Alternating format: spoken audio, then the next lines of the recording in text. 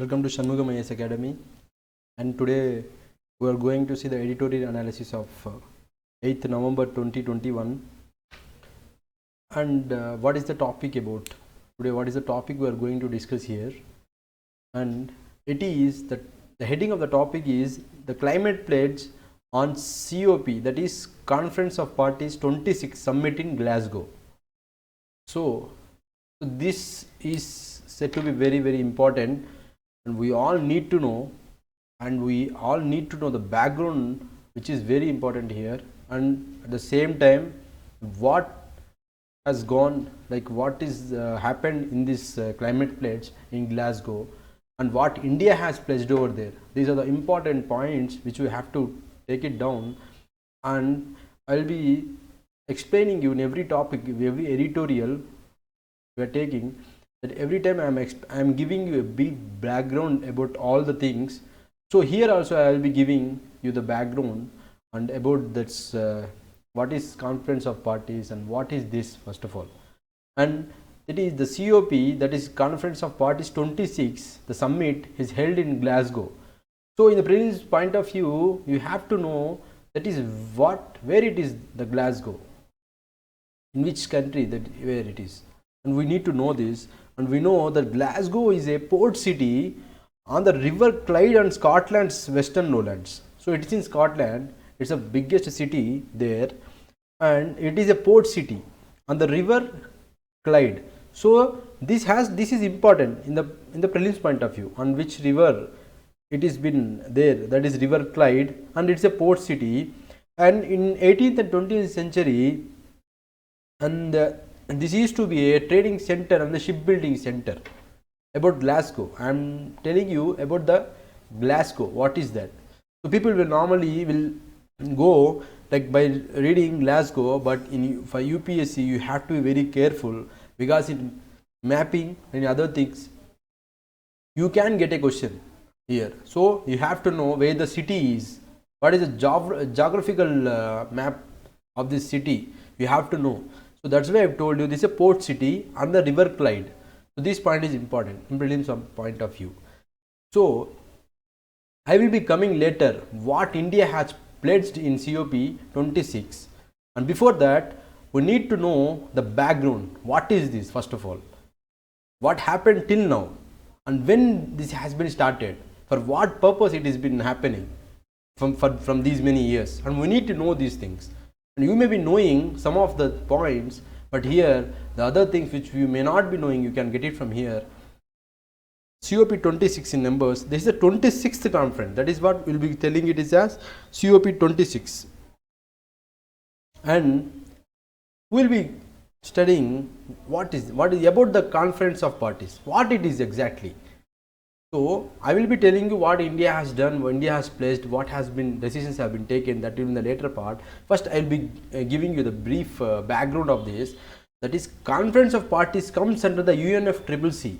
What is UNFCCC?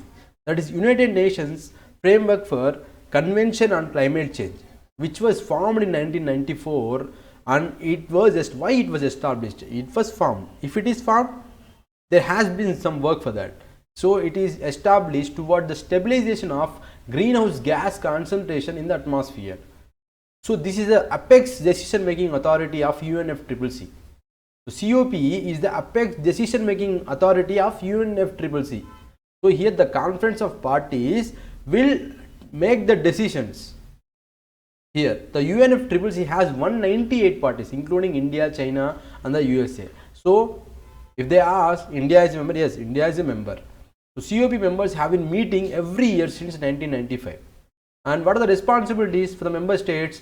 Formulating to mitigate the climate change and cooperating in preparing for adaptation to the impact of climate change, and promoting education, training and public awareness related to climate change, not in other things. It is related to climate change. These are the responsibilities of the member states, that is the Conference of Parties in the UNFCCC. So we need to know some of the basics to some of the like history, what happened from COP 1 to COP 25. So I am not going to tell, I will be going to tell what happened from COP 1 to 25. So the first meeting ever since 1994 it was formed. The first meeting was happened in 95 and 198 parties including India and China and USA. I have told you already. The first conference of parties, that is COP1, was held in 1995 in Berlin. So in Berlin, it held in Berlin, that is COP1. The COP3, it was held in Kyoto, it is in Japan in 1997. So this is very important. Then Paris is also very important. Before that, Kyoto Protocol is very important. We will be studying about this. The COP3 is held, that is COP3, that is Conference of Parties 3, which was held in 1997 at Kyoto, that is a city in Japan. So we will be, that is Kyoto. At that time we have adopted, that UN, that Conference of Parties have adopted the Kyoto Protocol. That is, what is Kyoto Protocol? First of all, you need to know what is that. First of all, the Kyoto Protocol is an international, is an first edition. It was also adopted, I have told you, 1997 December, and the international, that was an international treaty that was committed by its signatories. Who are the signatories? The conference of members. I have told you the 198 parties who are all there. That is to develop national programs to reduce their emissions of greenhouse gases. So this is the main theme over here. Why Kyoto Protocol was adopted? For what purpose? To reduce their emissions of greenhouse gases. They, at the time, they have adopted 6 greenhouse gases which has to be reduce the emissions of these greenhouse gases. What are those greenhouse gases? They can be a question. So such as the carbon dioxide, methane, nitrous oxide, perfluorocarbons, hydrofluorocarbons and sulfur hexafluoride.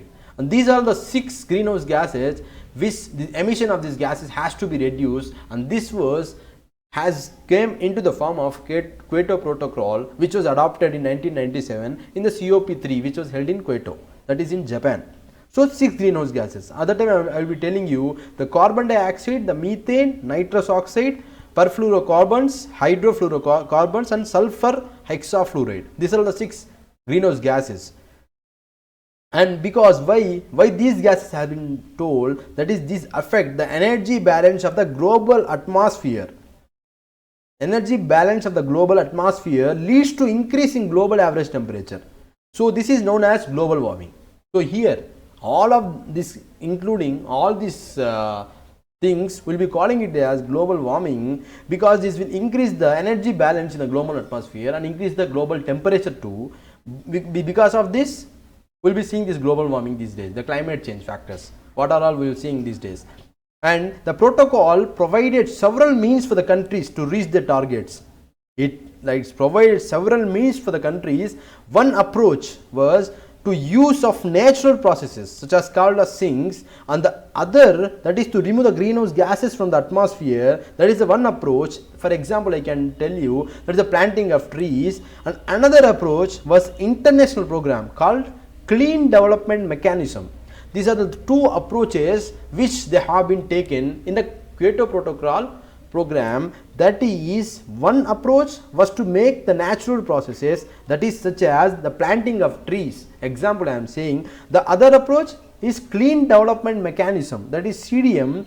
We will be studying what is CDM, which encourage the developed countries to invest in technology and infrastructure in less developed countries. This point is very important.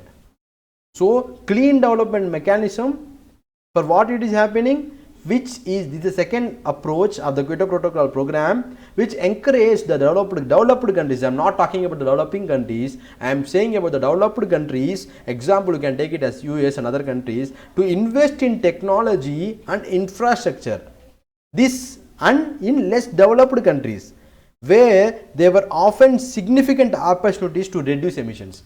They are not talking about themselves, they are talking about the other countries. They can invest the technology and in the infrastructure in the low developed countries to reduce the emissions. And you can ask, you will be thinking, if they go and invest in their low developed countries, what is the use for them? So here the other point I will be telling you, this is important. Under CDM, the investing country, The investing country which is investing in the developed country, which is investing in the developing country, could claim the effective reduction in emissions as a credit toward meeting its obligations under the protocol. So every country has given the national determined contributions, that is what they have been pledged, what they told they will be doing in the coming days. So what are the emissions that they have been reducing the emissions in those nations, the credit will go to their account, to the developed country, not to the developing nation, the least developed country. It is to the developed country, the credit will be going into their account. An example would be an investment in a clean burning natural gas power plant to replace a proposed coal fired plant. A third approach was emissions trading, which allowed, what is emission trading? Which allows the participant countries to buy and sell the emission rights. So they can buy, they can sell. If they are having good emission this thing, they can sell to the other countries, because to adopt to their nationally determined contributions. So these can happen. So they allowed the participant countries to buy and sell their emission rights, thereby placed an economic value on the greenhouse gas emissions. So this is very important. So you have to understand this. They can buy and sell the emission rights to the other nations by placing, and they won't be selling it free. So they will be keeping an economic value on the greenhouse gas emissions. So the European countries have initiated an emissions trading market as a mechanism to work toward meeting their commitments, because they have given some commitments under the Kyoto Protocol. So to meet those commitments, they will be doing this under the CDM, that is Clean Development Mechanism. This is one of the approach of the that is Kyoto Protocol. So this is this you might have understand. And another important COPs, that is 18th COP, which was held in Doha, that is in Qatar in 2012. Here the delegates agreed to extend the Kyoto Protocol until 2020. So they extended until 2020 the Kyoto Protocol, but what happened, that is, it is said to be the legally binding climate treaty, but in 2015 what happened, that required greenhouse gas producing countries, including the major carbon emitters, not abiding by the Kyoto Protocol, example India, China and the United States you can take, to limit and reduce the emissions of carbon dioxide and other greenhouse gases. The new treaty planned for implementation in 2020 would fully replace the Kyoto Protocol. So they told that time in the new treaty is for the implementation, which will fully replace the Kyoto Protocol. So in COP21, this is a very important conference of parties which was held in Paris, that is in France in 2015, we signed a global, but this is a non-binding agreement. These points you have to keep very important in the prelims point of view, because they will ask you the COP21 which is held in Paris 2015 is a binding agreement or non-binding. It is a non-binding agreement to limit the increase of the world's average temperature to no more than 2 degrees centigrade. But they said that the pre-industry levels should keep increasing, but that has to be reduced to 1.5 degrees centigrade above the pre-industrial levels. And this is an agreement which is taken. This is what signatories have taken, the COP21 in the Paris conference in 2015. And this, because of this, what happened, the landmark accord was signed by all the 198 signatories of the UNFCCC, that is 198. Effectively, that time they replaced the Kyoto Protocol, which was signed in 1997, which came into force in 2005, and it was effectively replaced, that is Kyoto Protocol was replaced by the COP21, that is the Paris conference. That was, it also mandated progress review every 5 years. That is, I have told you the nationally determined contributions. What are that? Because that is happened in the Paris Agreement, that is achievement of these long-term goals, and they have to pledge. Every country has to come and say they have to commit to the long-term goals before the UNFCCC. And NDC, that is each country to reduce the national emissions and adapt to the impacts of climate change. This is INDC, that is NDC, that is nationally determined contributions. and it also intends to achieve parties shall pursue the domestic mitigation measures with an aim of achieving the objectives of such contributions. I no need to tell all this to you, because without this you won't be understanding that what they have pledged in COP26, which is held in Glasgow. Because if we know this background only, then you can relate to that, otherwise you won't be understanding. Otherwise I no need to tell this one. For your understanding I am telling you. So the intended nationally determined contributions will pursue the domestic mitigation measures too, with an aim of achieving the objectives of such contributions. So NDCs will be submitted for every 5 years to the UNFCCC. That is the authority, that is the secretariat. And NDC will represent a progression compared to the previous NDC. So what they have told, for every 5 years, the development fund, that is the progress will happen. So next 5 years they have to improve. The progression is there, should be there as compared to the previous NDCs. So that should be reflected in the highest possible ambition. So that is the thing of INDC and that is NDC. And to help the developing, and another thing in the Paris Agreement which happened, it also to help the developing countries to adopt the non-greenhouse gas producing technologies. This also should be reached the agreement in the Paris 2015 conference, which is COP21, which is held in France in 2015. So this is important, Kyoto Protocol important, and Doha is also important. Now we will be going to the main thing which is in the news right now, that is the Glasgow Conference, that is COP the 26, climate pledge. What India has said. For us, we need to know what India has pledged in that conference, because our Prime Minister is there in Glasgow. What he said over there.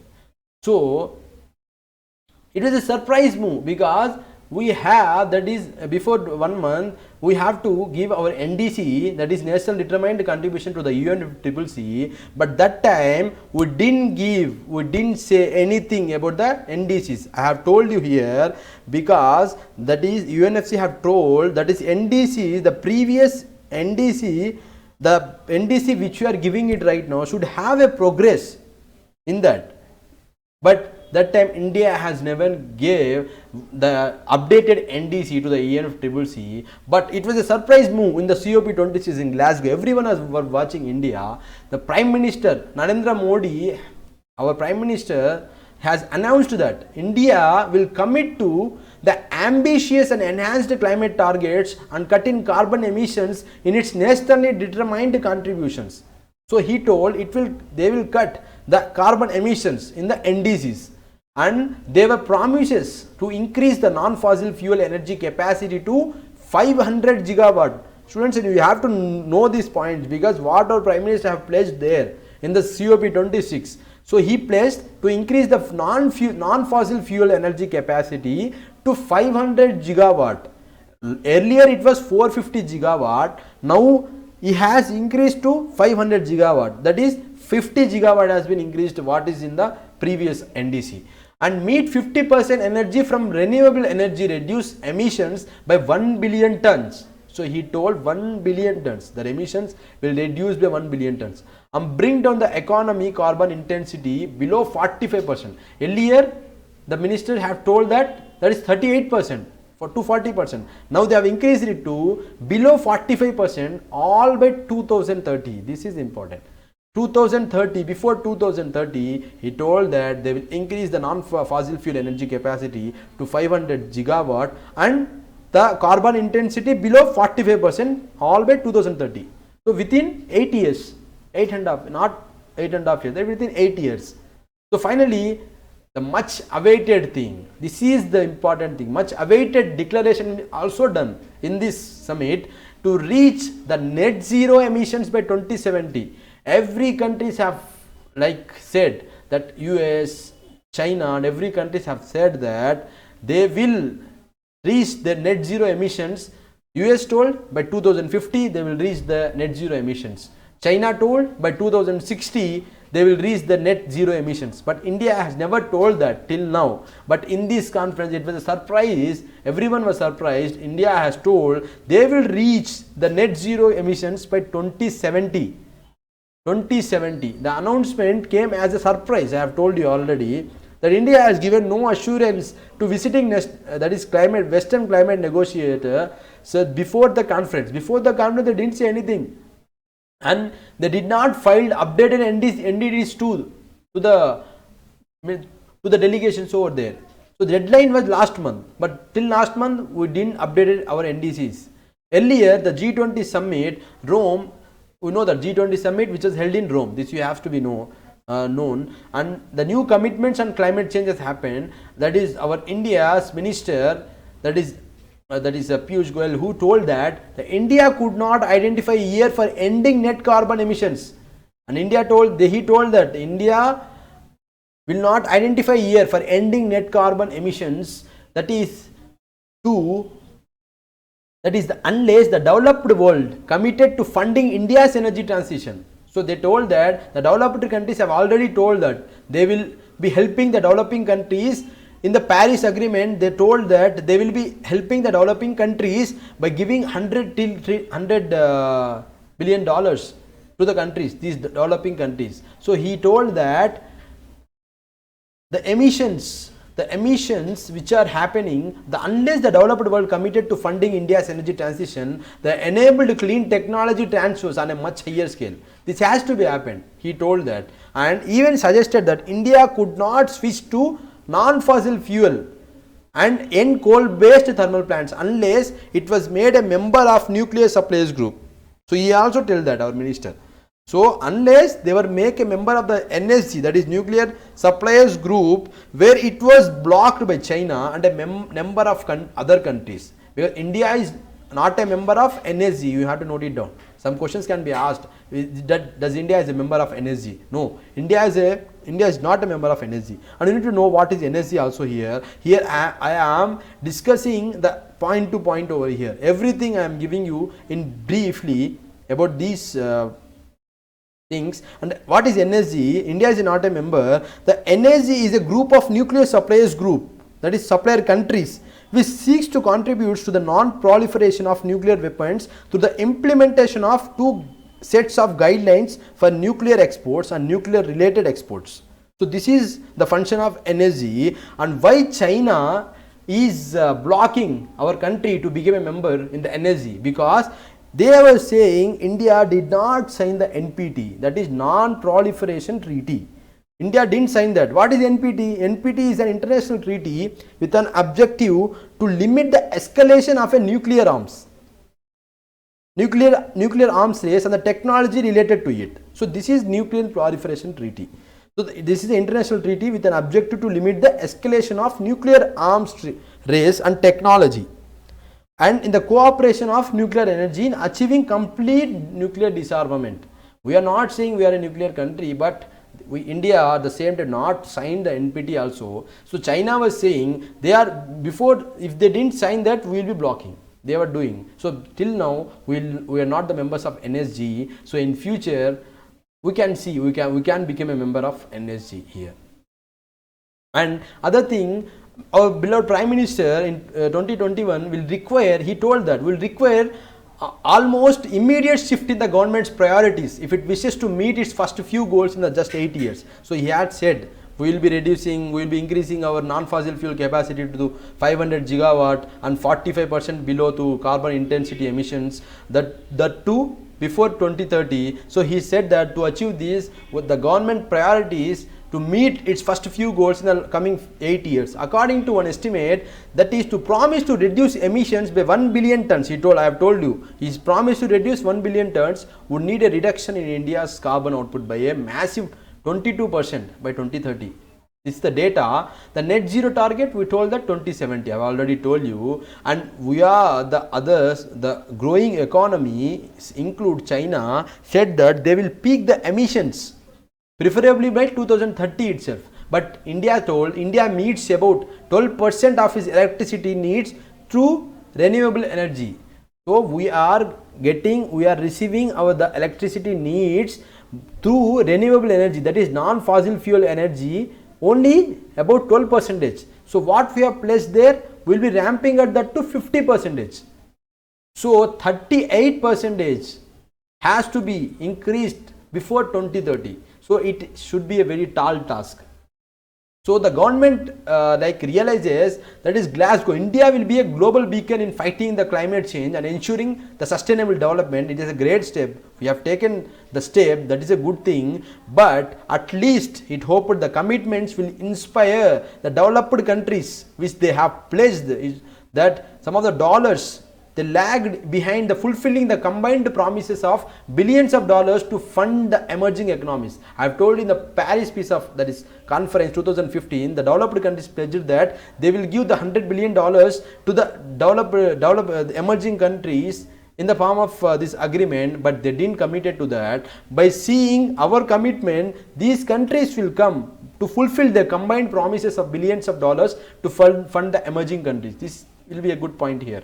And the least developed countries and the most climate vulnerable countries in the global south, when it comes to climate change, countries must remember, this is how I will be concluding, this is how you have to conclude, that is the countries must remember that they are not in competition with one another. Here we are not in competition with one another, because everywhere we have seen the climate change, but trying together to outrun the clock. That is, we all need to come together to do this, and we shouldn't be in competition with the others. This is a good conclusive method which you can follow, and other things how we can do this and how we can deliver these targets which have been taken in COP26 in Glasgow these days. That is by curtailing the deforestation, by accelerating the phase of the coal, that is phasing out of the coal emissions, that is we are that is what you are saying, the coal emissions, and the speed of the switch to electrical vehicles. The electric vehicles can also be one of the good move, and encourage investments in the renewables, that is renewable energy. Already we have pledged, will be increasing it to 500 gigawatt, and adopt to protect communities and natural habitats. And by these methods we can definitely increase. And the COP26, that is other things to protect and restore the ecosystems and build defenses, warning systems and resilient infrastructure and agriculture to avoid loss of homes, livelihoods and even lives, and mobilize finances. And international financial institutions must play their part, and we need to work towards unleashing the trillions in private and public sector finance required to secure global net zero. I have told you, the international financial institution should fund the developing nations, and other thing, the road, these and all I have told you, and other agreed things, that is more than 100 countries have joined to cut the methane emissions by 30%. This is another pledge which is done in the COP26. But big emitters, but one thing we have to know, big emitters like China, Russia and India haven't joined. Prelims point is important. The methane, that is methane emissions will be cut to 30% by 2030, but big emitters including India, China and the Russia, they haven't joined.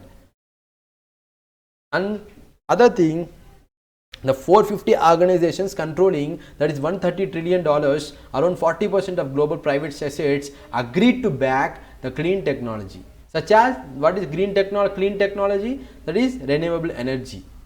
So, and recently our Honorable Prime Minister has told the ISRO to see the solar installation places and the areas, and he asked the ISRO to see the solar installation places for the project, because he has pledged 500 gigawatts from non-fossil fuel energy.